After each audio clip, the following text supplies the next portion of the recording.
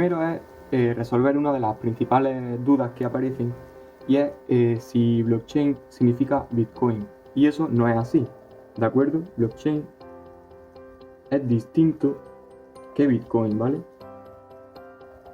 ¿Qué es lo que ocurre? Que Bitcoin es una forma de utilizar la blockchain, es un caso de uso, por así decirlo, que es el más conocido, pero no es lo mismo. Bitcoin sería un sistema de transferencias de dinero, de criptomonedas, mientras que blockchain es el sistema sobre el que está basado esa forma de transferencia de criptomonedas. Entonces, ¿qué es blockchain? Blockchain es simplemente una base de datos. Es una forma, digamos, de distribuir la información en una serie de nodos. Entonces, en esa particularidad que tiene blockchain es que es una base de datos descentralizada y distribuida. ¿Qué es lo que significa esto?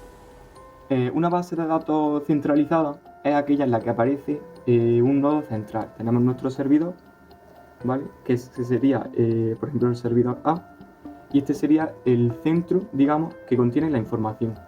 Y tenemos una serie de nodos o servidores que son los que van a realizarle peticiones, y el servidor le va a responder pues con la información solicitada. ¿De acuerdo? Esto sería una base de datos centralizada. Blockchain hemos dicho que es descentralizada. Voy a apuntar por aquí. Blockchain es descentralizada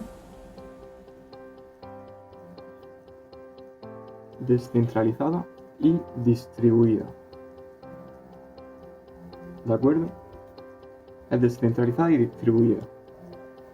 Una base de datos centralizada, tenemos nuestro servidor central que responde las peticiones y tiene toda la información. Aquí está toda la información a la que piden estos nodos de aquí, ¿de acuerdo? Estos servidores. Una base de datos descentralizada, no existe un servidor central, sino que hay varios servidores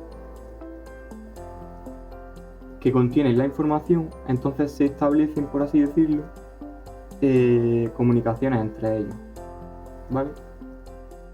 Esto estaría conectado por aquí, varios nodos. Estos puntos serían nodos que establecen comunicaciones, y la información está repartida entre varios servidores.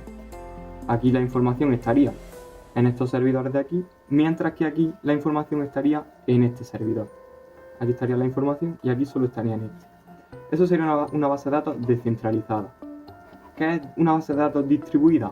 Pues que todos estos servidores están también conectados entre sí. Esto sería descentralizada. Y ahora una base de datos distribuida, todos los servidores estarían conectados entre sí, ¿vale? Esto sería una base de datos distribuida. Pues bien, blockchain es descentralizada y distribuida. Toda la información está repartida entre una serie de nodos, y esos nodos a su vez están conectados entre sí, ¿vale? ¿Qué información se almacena en blockchain? Hay un uso particular de blockchain que son las transferencias, o sea, el almacenamiento de transferencias de criptomonedas, que es Bitcoin. Ese es el uso, por así decirlo, más conocido de blockchain, pero se puede usar para más cosas, para almacenar información, cualquier tipo de información. Entonces, en blockchain tenemos una serie de nodos que están conectados entre sí. Vamos a hacerlo el diagrama de antes otra vez. Tenemos una serie de nodos que están conectados entre sí, y todos tienen la misma base de datos. Todos tienen esto sería la base de datos. Todos tienen la misma, ¿vale? ¿Por qué? Bueno, primero, ¿qué se almacena en esa base de datos? Se almacenan transacciones, que en este caso son aquí en Bitcoin son de dinero, de criptomonedas, pero pueden ser ejecuciones de smart contracts, cualquier tipo de información. Eso lo explicaremos más adelante. Entonces, ¿qué se almacena en un nodo? Por ejemplo, en el nodo A, este sería el nodo A. ¿Qué se almacena aquí? Se almacenan, bueno, en todo, se almacenan bloques. En todos estos nodos se almacenan bloques. ¿Qué es un bloque? Un bloque es una estructura de datos, por así decirlo, que tiene varias información contenida dentro. Entonces la blockchain, como su nombre indica, pues está formada por cadenas de bloques. Cada nodo, cada servidor de aquí tiene en su base de datos interna, todos tienen la misma secuencia de bloques. De ahí el nombre de blockchain. Entonces, ¿qué es lo que contiene un bloque? Pues un bloque contiene una serie de campos y al final del todo tiene las transacciones realizadas. Entonces, ¿por qué el nombre de blockchain? ¿Por qué una cadena de bloques? Pues aquí viene el principal detalle de por qué la blockchain es tan segura y nos permite de alguna forma que no se pueda alterar la información que hemos almacenado. El primer campo que hay en los bloques es el hash. Un hash, vamos a explicarlo primero. Un hash es una función criptográfica que tú la aplicas a una entrada, un input, y genera una salida, un output. Entonces la particularidad que tiene el hash es que sea cual sea la entrada, la salida va a ser del mismo tamaño. La que se usa concretamente en Bitcoin es el SHA-256. Es una función criptográfica que ante una entrada de un número cualquiera o incluso vacío, un espacio, cualquier cosa, siempre va a generar un número cifrado de tamaño 256. En este caso hay de varios tamaños, en este caso de 256. Entonces la particularidad de blockchain es que el primer campo de los bloques que se almacenan en la blockchain es el hash del bloque previo,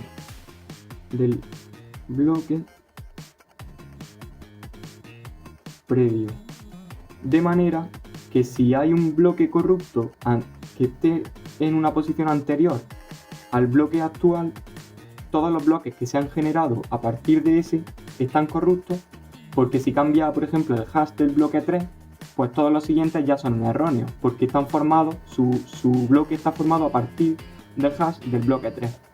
Esto puede ser un poco lioso, vamos a explicarlo mejor. Si por ejemplo tenemos una serie de bloques, por ejemplo tenemos el bloque A, este sería el bloque A, tenemos el bloque B, tenemos bloque C y vamos a poner también el bloque D. ¿De acuerdo? Tenemos estos bloques que se han almacenado en cada uno de los nodos en la blockchain. Este sería el bloque Génesis, ¿vale? Génesis Block, se llama así porque es el primero. Génesis Block es el primero, el que crea, digamos, la blockchain. Entonces se llama Génesis Block. Entonces este de hash va a tener el 0, ¿vale?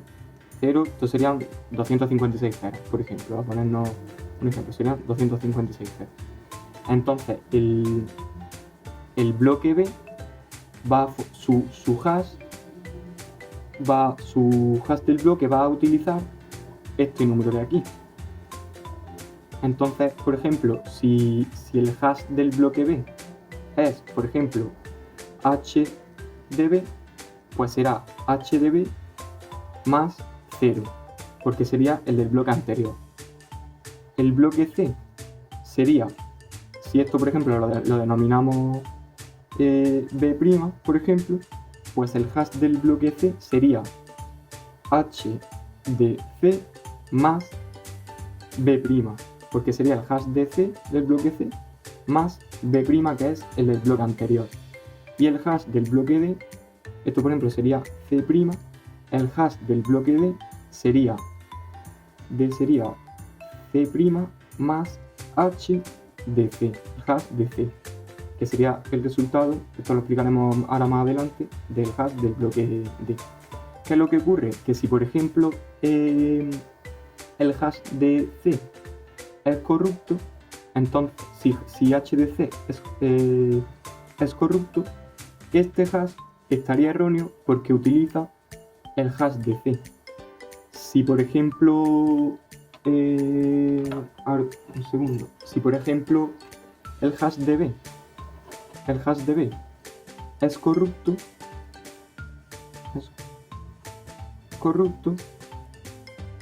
todos los sitios donde se utiliza el hash de B, es decir, aquí y aquí, porque utiliza este de aquí, ya son corruptos, no serían válidos porque este no es válido. Todos los bloques que se han creado a partir de uno que es corrupto ya son corruptos porque utilizan un hash que no es válido para crear su propio hash. Entonces, por eso digamos que es la propiedad que le aporta a blockchain de ser inalterable, porque la información que tú guardas siempre puedes añadir, pero no puedes modificar ni eliminar, porque lo que tú añades se crea a partir de lo anterior. Entonces, ¿qué campo aparece en un bloque? ¿Qué información se almacena en un bloque? Pues en un bloque, no, he puesto, ahí estamos, en un bloque se almacena el hash del bloque previo, esto está ya está claro, el hash del bloque anterior, bloque previo, a partir del bloque génesis, todos los que se crean a continuación de este, sería el hash del bloque previo, el timestamp, que es la fecha y hora de creación del bloque. El timestamp es la fecha y hora de creación del bloque, fecha y hora de la creación, ¿vale? La dificultad que hay en la red, esto lo voy a explicar ahora después, la dificultad, el nonce, esto lo explico ahora, nonce, raíz del árbol de Merkle, esto lo explico también ahora mismo, raíz del árbol Merkle, y las transacciones. ¿De acuerdo? Esto es la información que hay en un bloque. Entonces, ¿qué es lo que sabemos hasta ahora? Sabemos que se guarda el hash del bloque previo, el timestamp, que es la fecha y hora de creación. Vamos a explicar qué es la dificultad, el nonce y las transacciones, que va un poco relacionado entre sí. ¿De acuerdo? Vamos a explicar qué es el minado de criptomonedas. En la red Bitcoin, vamos a poner este ejemplo porque es el uso más extendido. La red Bitcoin utiliza un mecanismo de consenso. A ver si enfoca esto. Utiliza un mecanismo de consenso. Bueno, realmente todas las redes de blockchain utilizan un mecanismo de consenso. Pero la red Bitcoin tiene la peculiaridad de utilizar Proof of Work, que esto lo vamos a explicar, mecanismo de consenso. La red Bitcoin utiliza Proof of Work. ¿Qué es lo que significa?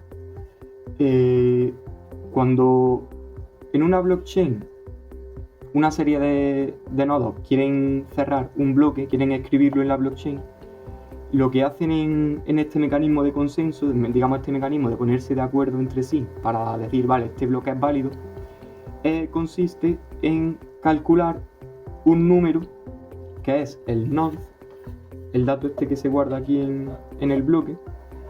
Tienen que calcular este número realizando una serie de cómputos matemáticos por ordenador. Los nodos tienen que realizarlo. Y el nodo que antes lo averigüe es el que escribe el bloque. Vamos a explicar esto con un ejemplo. Vamos a suponer que tenemos el nodo A, ¿vale? Luego ahora tenemos el nodo B, nodo C y D, ¿vale?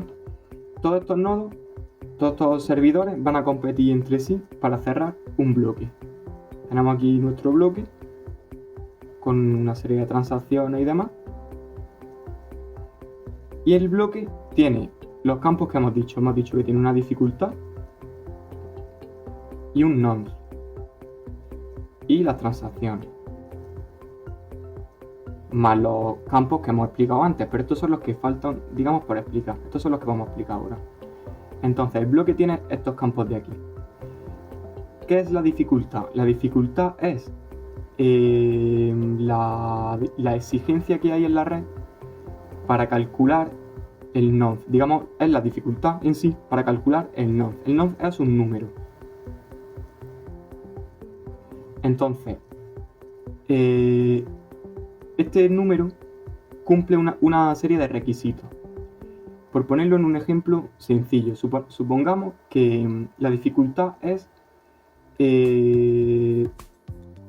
vamos a suponer 12 ceros. 12 ceros. 12 ceros, ¿vale? Vamos a ponerlo. 12 ceros, ¿vale? Entonces, para cerrar un bloque, es decir, para escribir un bloque en la blockchain, este bloque de aquí, todos estos nodos tienen que competir para encontrar un número nonce que empiece por 12 ceros, ¿vale? Entonces, cumpliendo una serie de propiedades matemáticas, el nonce es un valor aleatorio,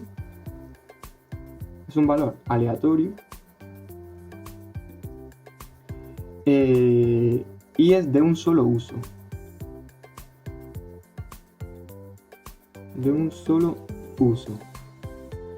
Entonces, la dificultad establece que el primer nodo que encuentre un valor nonce tal que al realizarle una operación matemática cumpla que empieza por el hash, digamos, del bloque, empieza por 12 ceros, cierra ese bloque. Entonces, el primer nodo, vamos a explicarlo de nuevo, el primer nodo que calcule, digamos que este es el bloque, ¿vale?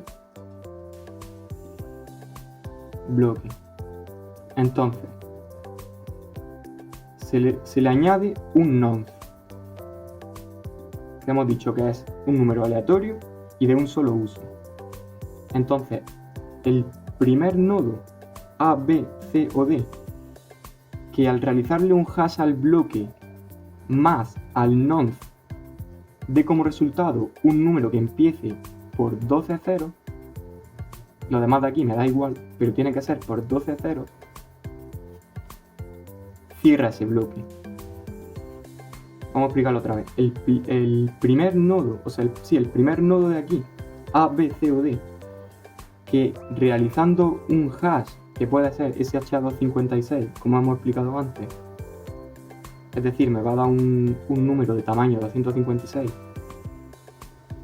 Al realizar este hash al bloque que ya existe porque tengo la información de antes, menos el nonce, que es el valor que me falta, que tengo que por fuerza bruta ir calculando, pues al realizar el hash del bloque más el nonce, si ese resultado empieza por 12 ceros y aquí están los números restantes, pues el primer nodo que averigüe este número es el que cierra el bloque.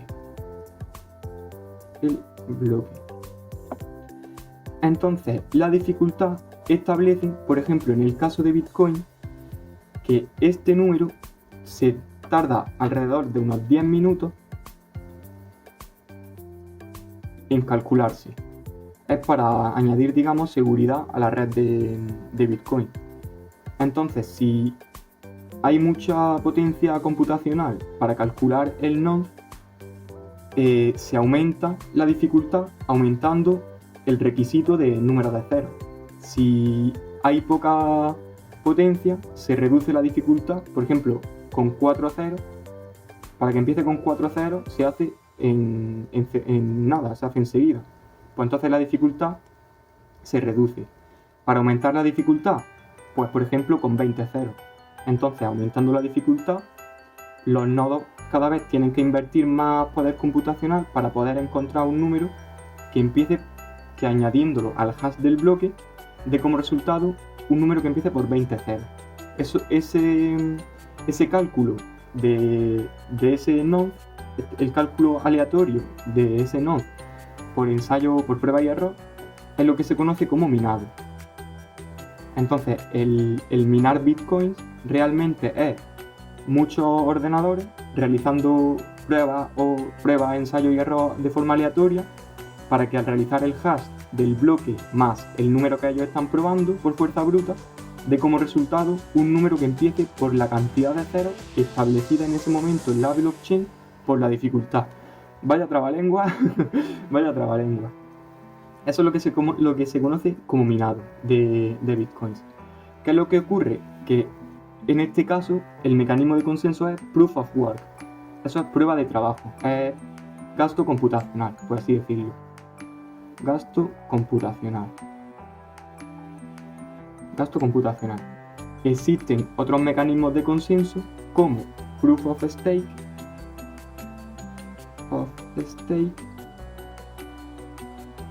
que es como prueba de participación, que sería que los nodos, en lugar de invertir gasto computacional en calcular el nodo, lo que es que el bloque se cerraría, se guardaría el blockchain, teniendo poder de voto en función de los bitcoins o de las criptomonedas que tiene ese nodo en su poder.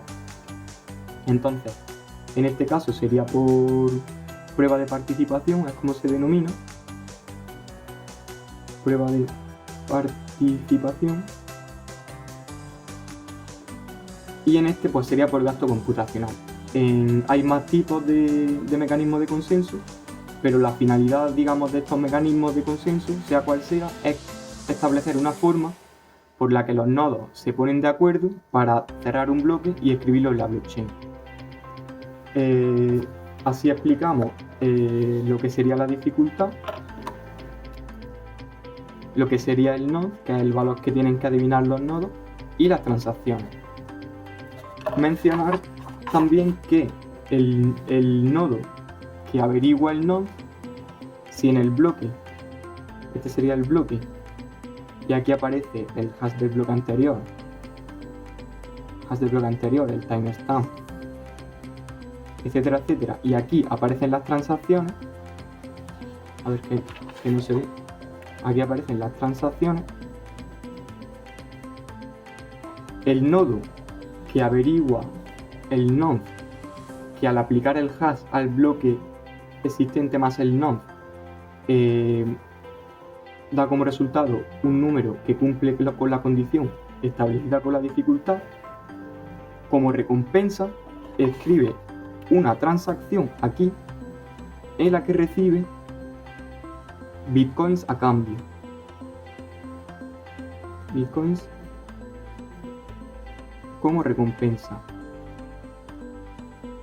Y aquí estarían las transacciones, vamos a llamarlas TX, las transacciones realizadas por los otros nodos. Escribe en primer lugar del espacio destinado a las transacciones una transacción para sí mismo con Bitcoin como recompensa por haber escrito el bloque en la blockchain. Y aquí estarían las transacciones de los demás nodos. Aquí, por ejemplo, si tuviésemos un usuario A, un usuario B y un usuario C, si este tiene, por ejemplo, 5 bitcoins, este tiene 2 bitcoins y este no tiene ninguno, si este le manda aquí 3 bitcoins, pues este pasaría a tener 5. Entonces aquí aparecería en las transacciones pues de A, de A, vamos a poner a TDB, a usuario B, se mandarían 3 bitcoins. ¿Qué es una particularidad de las transacciones? Que no aparece una forma de identificar a los usuarios. Por eso Bitcoin y las criptomonedas en general son seguras porque son anónimas. Los usuarios son anónimos. ¿Qué es lo que significa? Que en ningún momento se establece la identidad de A en esta lista de transacciones ni la identidad de B ni la identidad de C. Aparece la dirección de la cartera del wallet de A, aquí aparecería, esto sería wallet de A a la cartera de B, y aquí por ejemplo si B le manda un Bitcoin a C pasaría a tener un Bitcoin. Entonces por ejemplo aquí aparecería wallet de B, la cartera de B aparece como origen, y como destino aparecería la cartera de C, la dirección del monedero donde almacena los bitcoins de C. Entonces wallet de B, la cartera de B, aquí aparecería como que ha recibido 3 bitcoins, y aquí la de C aparecería como que ha recibido un bitcoin. Aquí la de A aparecería como que tiene menos 3 bitcoins, y aquí la de B aparecería que tiene menos un bitcoin, que es el que le envía a C. Entonces la forma de saber el salario, el sueldo que tiene cada usuario es viendo todo el histórico de transacciones en la blockchain.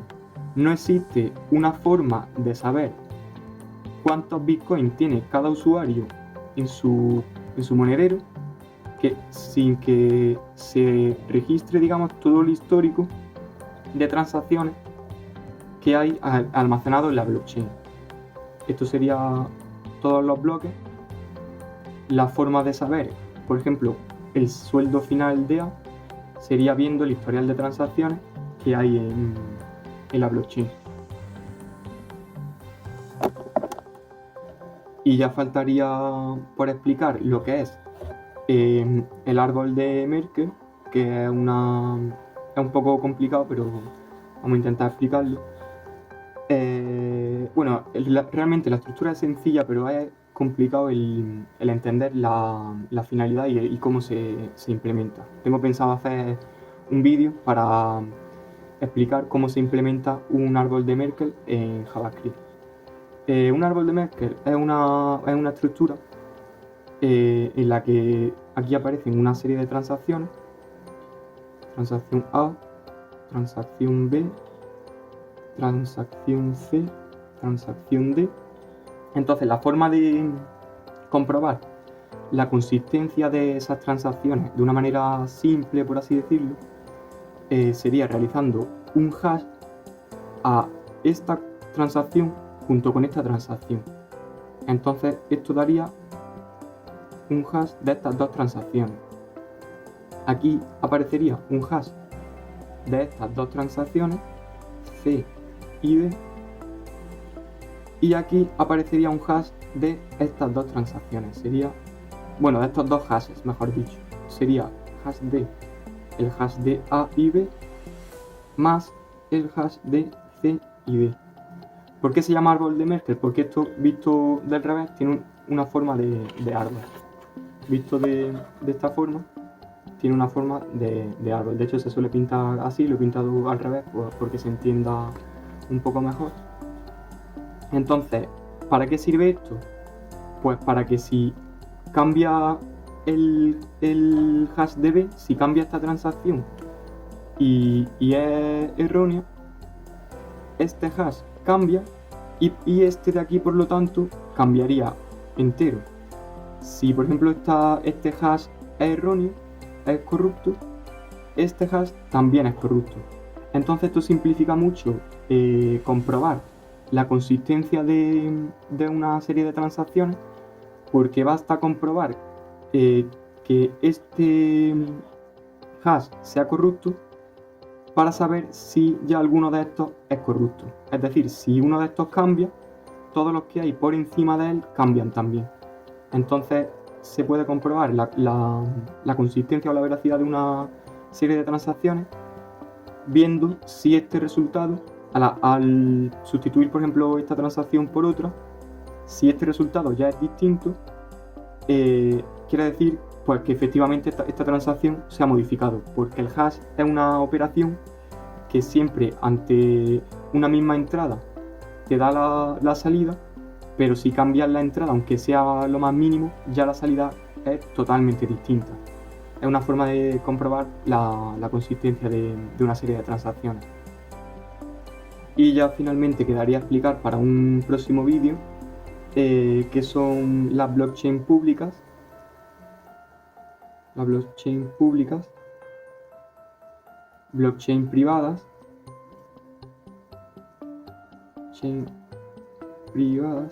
esto lo explicaré en un siguiente vídeo. Blockchain pública, por ejemplo, es Ethereum, que es bastante conocida. Privadas, pues Hyperledger Fabric, la explicaré también en un próximo vídeo. ¿Qué son los smart contracts?